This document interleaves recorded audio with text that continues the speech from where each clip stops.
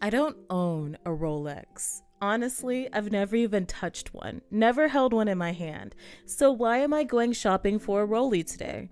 I'm just curious how much they cost if I'm being honest.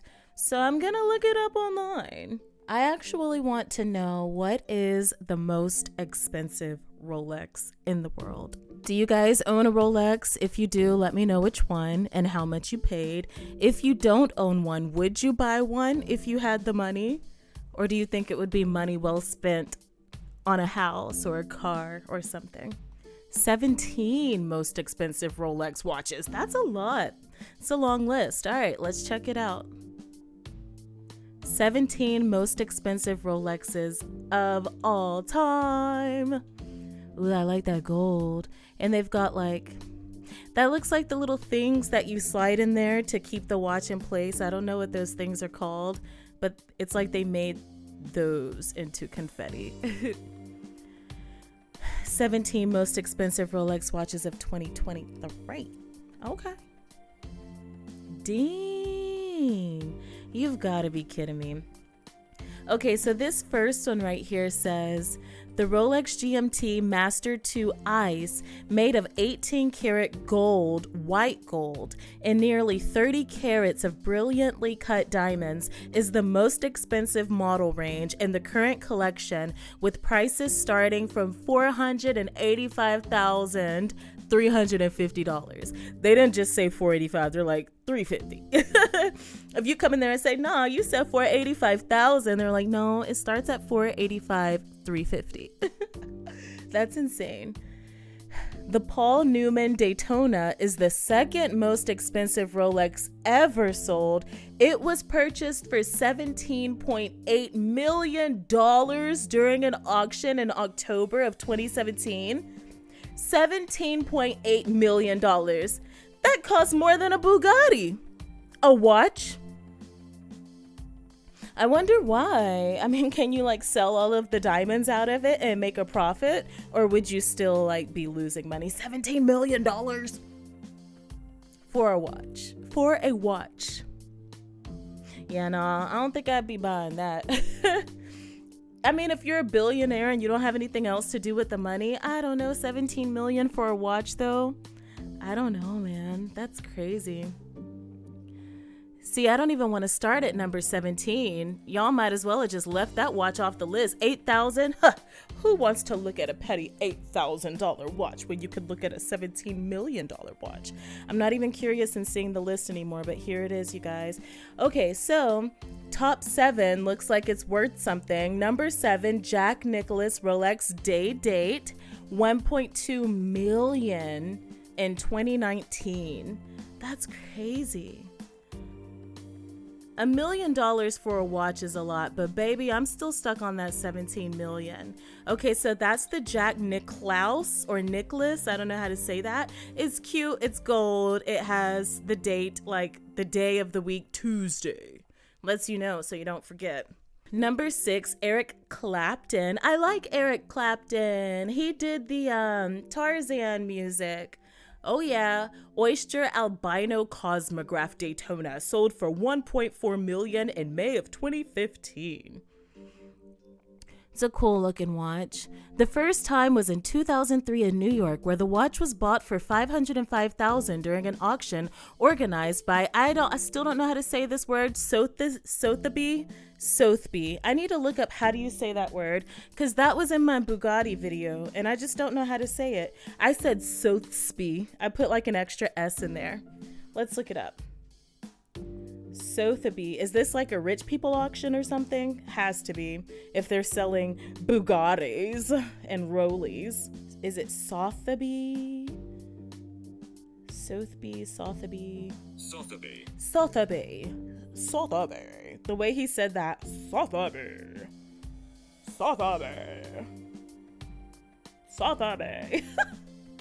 Do it again. Sotheby. So she said Sotheby, and the other guy said Sotheby. Sotheby. What happened to the other guy that said Sotheby? Where did he go? Anyway, either Sotheby or Sotheby. Either way it goes, that's where it was. So, said 12 years later, after the 2003 time, which was the first time at Sotheby's, Eric Clapton's Daytona was sold once more, but this time for $1.4 million at a Phillips auction in Geneva, nearly 3 times its previous price. That is insane.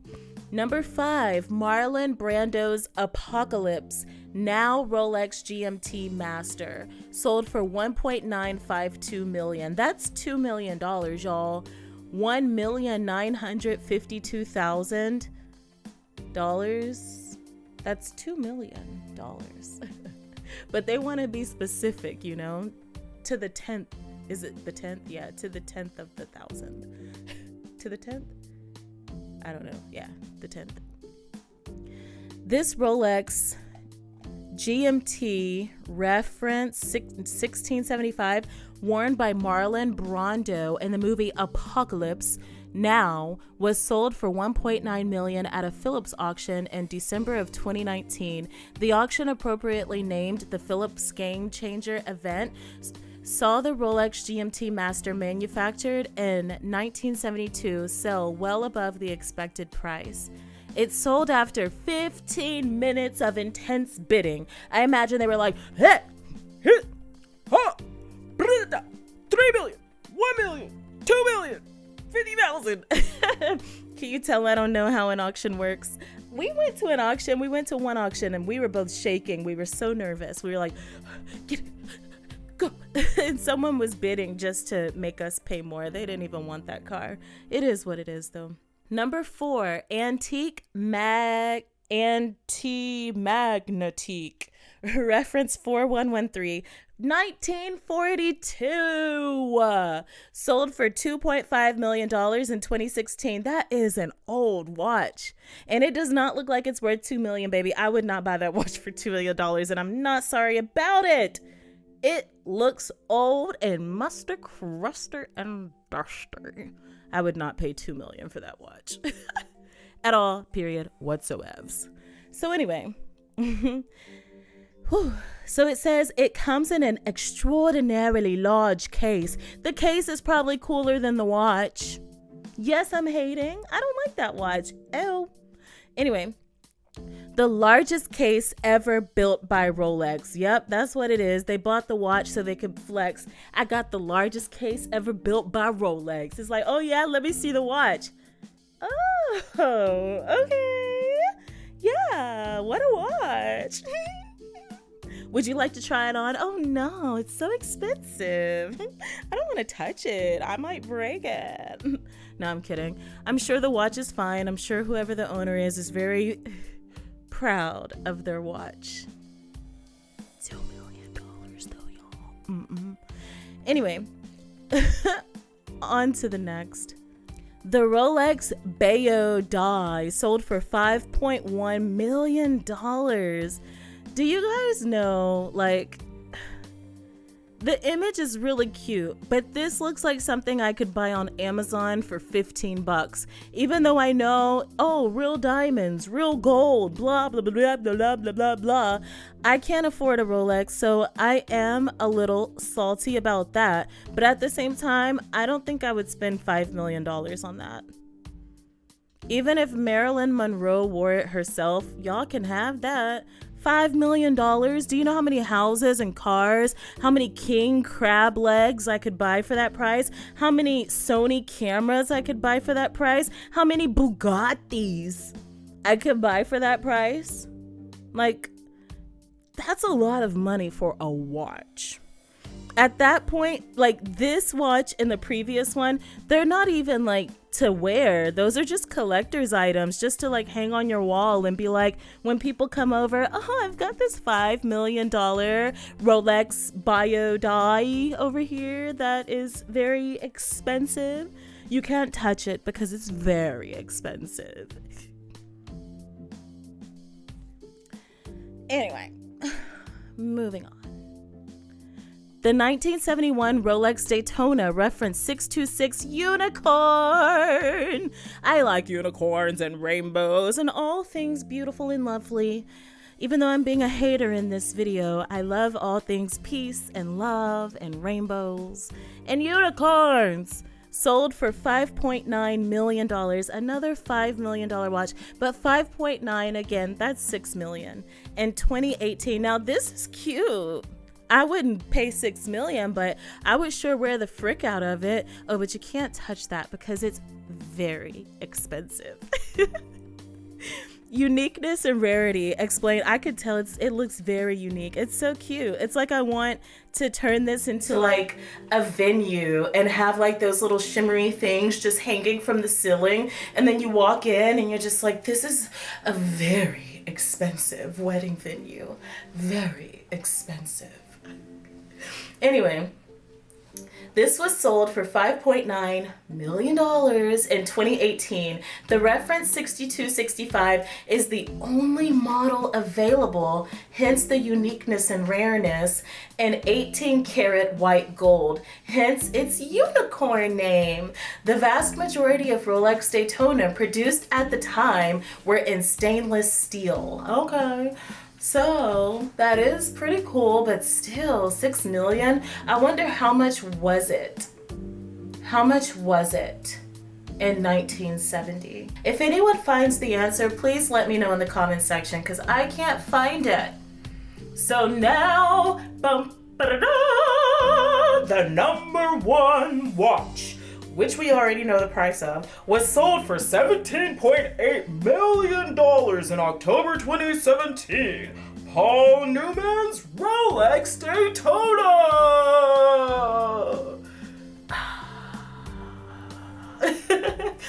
Okay. So, Paul Newman's Rolex Daytona is not only the most expensive Rolex ever sold, but it's also the most expensive watch ever sold in the world. It easily beat the previous record set by a 1943 Patek Philippe Perpetual Calendar chronograph that sold for $11 million in 2016.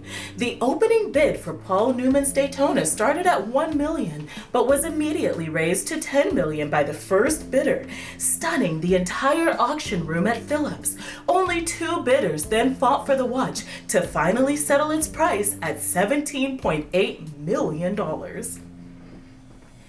While relatively well preserved, this Rolex Daytona isn't particularly rare nor made from precious materials, but its unique story is what watch collectors are most interested in.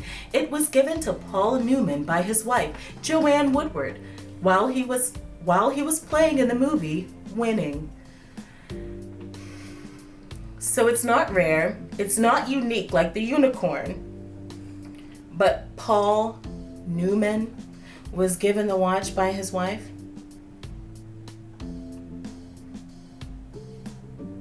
Y'all could have just gave that $18 million to me, baby.